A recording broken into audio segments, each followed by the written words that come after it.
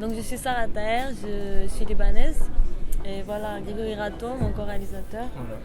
On a fait un court-métrage à Tripoli cet été. C'était très compliqué avec les bombardements juste à côté pendant le tournage. Mais bon, on a réussi à motiver l'équipe, même ils avaient très peur.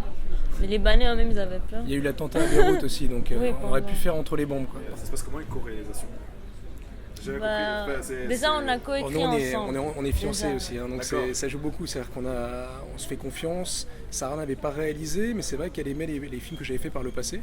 Et on a commencé à écrire ensemble parce qu'elle a un art, enfin, je trouve qu'en tout cas chez les Libanais, ce que j'ai pu remarquer, c'est un art de conter des histoires. Vraiment, enfin, ça me fascine cette manière de mêler en fait, justement le naturalisme avec les légendes populaires. Parce qu'on est parti d'une histoire très personnelle pour elle, mais qui faisait écho à mon envie de cinéma, de parler de l'enfance. Je me suis reconnu dans son histoire aussi, quoi, voilà. Ce qui est intéressant, c'est qu'il y a un rythme au Liban qu'on peut adopter très vite à partir du moment en fait déjà où on aime la Méditerranée. Moi j'ai beaucoup voyagé dans les pays arabes et il y a un rythme à prendre et qui se retrouve déjà un peu dans le court-métrage. C'est beaucoup plus lent, plus contemplatif.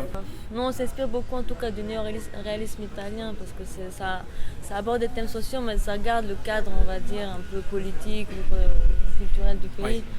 Donc c'est vrai que c'est important de sortir de tout ce qui est conflit, guerre, pour aborder justement la vie de tous les jours ou voilà, la beauté du banal en fait et du quotidien.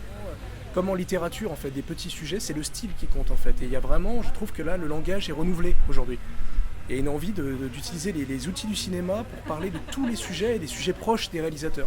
Dans ces pays-là, je trouve qu'ils sont beaucoup plus libres dans le sens où il n'y a pas de cinématographie, donc ils peuvent aborder tous les sujets. Et c'est grâce au succès d'un réalisateur de ces pays-là que d'autres réalisateurs peuvent par la suite continuer et ils ne sont pas dans la référence. C'est-à-dire qu'en fait, c'est un cinéma qui est nouveau, qui leur appartient.